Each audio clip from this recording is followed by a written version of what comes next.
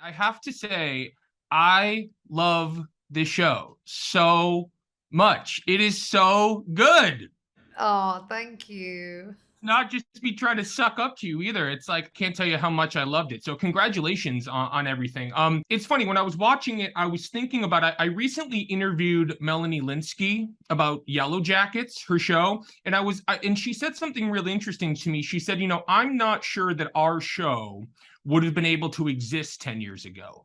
And she was sort of referencing mostly female cast, women who are sort of imperfect human beings. I'm curious if you feel that same way about your show, that maybe it's come along at a time where, I don't know, maybe 10 years a show like this wouldn't have been able to exist. Yeah, I completely agree. I mean, I kind of feel that about everything I do, really. I mean, the first show I ever wrote had three really sort of almost difficult to love female characters at the heart of it, pulling. And I don't know how that one slipped under the net, but that was more than 10 years ago. But I think it did because there was so little other female comedy, and it was almost like we were given a free pass. And then once we were done, it was like, 5 years until the next one or whatever. So yeah, it definitely feels like, there's a climate for it now, but it's also because you just can't deny that those stories work. You can't deny that they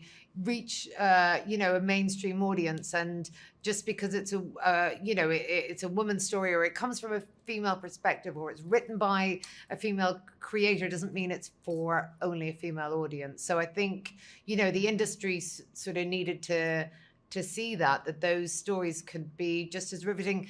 Women watch male stories, and have done for since film and TV began, and it's never been an issue. So it was just a bit of a learning curve that's still being learned, but we're in an okay place. The greatest success of the show, I think, is the fact that John Paul, I've never wanted to see someone murdered more in my life, right? I mean, Yeah. but it works in such a crazy way where his performance is so good, but like he just walks this line of like, he does feel just like a really bad guy. I think it'd be very easy for a character like that to feel like a caricature, and he doesn't really. He manages to just be this nasty guy. I'm curious, A, how delicate was walking that line between making sure he wasn't just some like crazy lunatic, and was there anything that maybe didn't make the final cut where like that might be too far, like even for him? Well, the second part of the question, no, there wasn't really anything that we felt was too far for John Paul, but it was a real, tricky line to tread, especially because it's a comedy. Because it's a comedy drama, because even though the premise, the inherent premise is a comedy one, to keep trying and failing to kill this guy. He's like a cockroach, or he's like the road runner. They just can't get hold of him. But in and around that is an abusive relationship. Is he's